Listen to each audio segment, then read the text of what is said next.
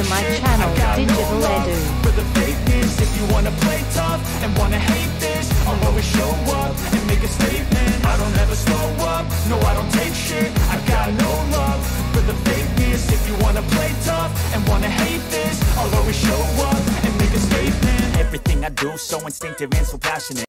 Assalamualaikum warahmatullahi wabarakatuh. Salam sejahtera untuk semuanya. Jumpa lagi dengan Digital Edu. Kabar terkini bahwa ada 6 fakta menarik penghapusan non-ASN pada November 2023. Apa saja 6 fakta menarik tersebut? Yuk simak hingga akhir videonya. Setidaknya ada 6 fakta menarik tentang penghapusan non-ASN atau tenaga honorer pada bulan November 2023 mendatang. 6 fakta berikut ini bisa menjadi jawaban atas pertanyaan-pertanyaan yang selama ini terpendam dalam benak tenaga honorer. Berikut ini terangkum 6 fakta penghapusan non-ASN atau tenaga honorer. Yang pertama, terbitnya regulasi tentang penghapusan honorer.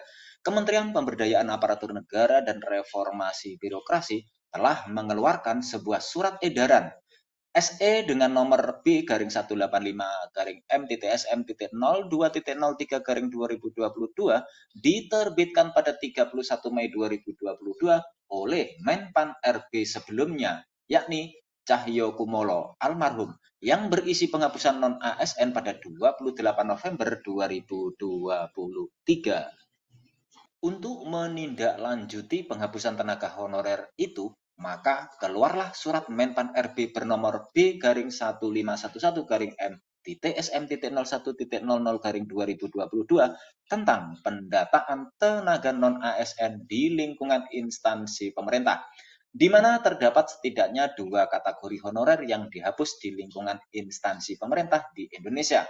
Kedua kategori honorer tersebut adalah tenaga honorer kategori 2 atau THK2 yang terdaftar dalam database BKN dan pegawai non-ASN yang bekerja pada instansi pemerintah. Fakta menarik yang kedua adalah dialihkan ke outsourcing. Sempat tersiar kabar bahwa 264 jabatan yang dialihkan ke outsourcing ini tidak merata hingga memicu kecemburuan sosial di kalangan honorer K2 dan non-K2. Isu itu merebak berbarengan dengan penolakan sejumlah honorer dalam pendataan non-ASN hingga menimbulkan polemik besar. Tak hanya itu, honorer non-K2 tenaga pendidikan atau TENDIK yang mencakup penjaga sekolah, petugas kebersihan, dan petugas keamanan diisukan tidak termasuk dalam pengalihan jabatan ke outsourcing.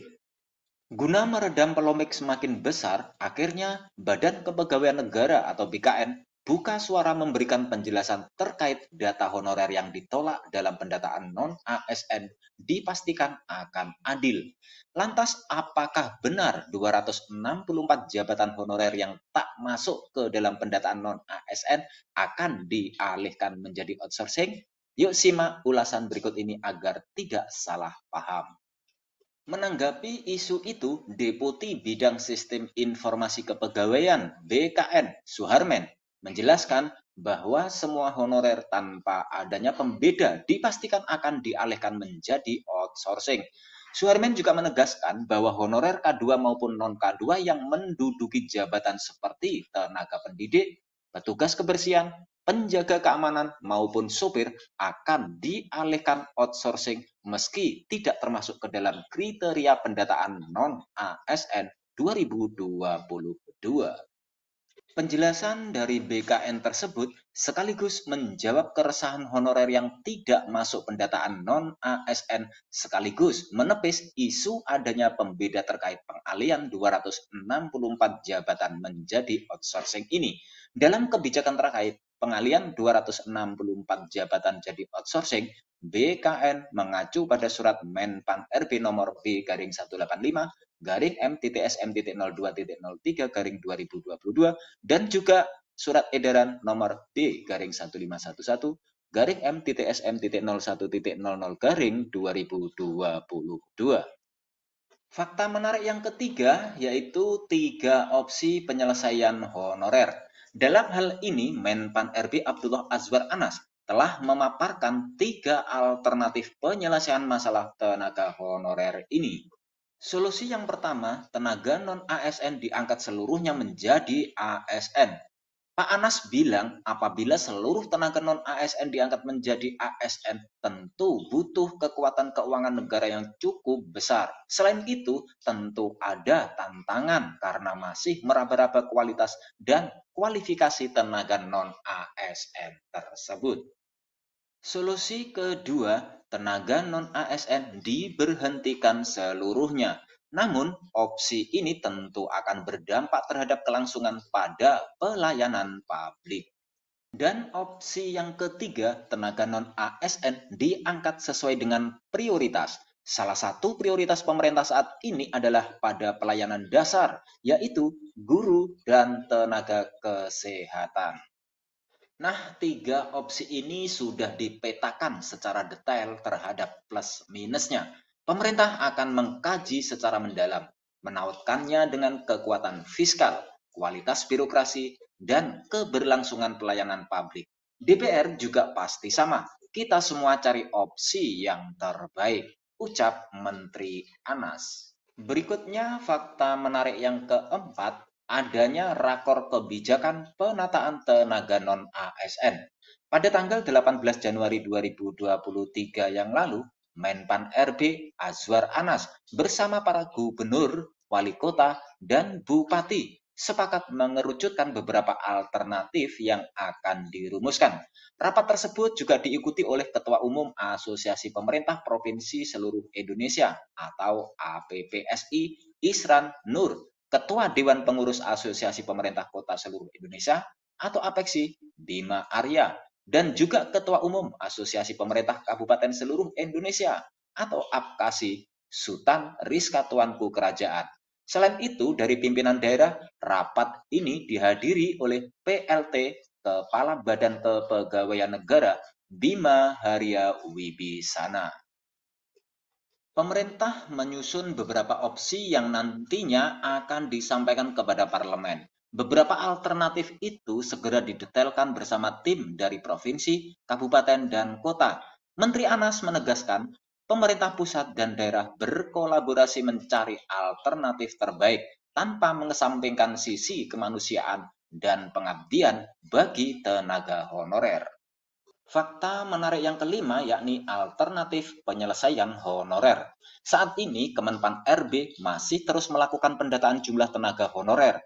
Tersisa sekitar 2,2 juta tenaga honorer yang nasibnya masih menjadi tanda tanya. Menteri Anas pun belum bisa memastikan apakah pihaknya bakal mengangkat seluruh tenaga honorer tersebut atau malah memberhentikan seluruhnya. Namun Anas itu berjanji memberikan solusi terbaik bagi seluruh pihak. Menurut dia, pihaknya sedikitnya menyiapkan 4 alternatif untuk menyelesaikan persoalan tenaga honorer. Salah satu alternatifnya pengangkatan secara bertahap sebagai ASN. Anas mengatakan tenaga honorer punya peran penting di instansi pemerintahan sehingga Kemenpan RB akan berupaya mengambil langkah terbaik. Dan fakta menarik yang keenam, penghapusan non-ASN tidak memungkinkan dilakukan November 2023. Berkaitan penghapusan honorer ini, menurut pelaksana tugas Kepala BKN, Bima Arya Wibisana, melihat posisi sekarang ini akan sangat sulit menyelesaikan masalah honorer sampai November 2023. Oleh karena itu, perlu solusi untuk memperpanjang waktu penyelesaiannya. Menurut Bima, BKN telah mengusulkan melakukan revisi atau penyesuaian PP Manajemen P3K. Tidak mungkin ada penambahan PP lagi dan cukup menyesuaikan soal batasan waktu 28 November 2023. Ada 2 solusi, yakni penyelesaian bertahap dari sisi jumlah dan penyelesaian bertahap dari sisi jabatan. Bima mencontohkan, tahun ini pemerintah memprioritaskan penyelesaian guru honorer dan tenaga kesehatan, sementara tenaga teknis hanya mendapatkan formasi sedikit. Kembali Bima mengatakan, keputusan final pemerintah akan diambil setelah proses pendataan non-ASN dituntaskan. Demikian kabar hari ini, semoga bermanfaat. Terima kasih sudah menonton Digital Edu. Jangan lupa like, subscribe, dan nyalakan lonceng notifikasi agar selalu update info-info terbaru dari Digital Edu.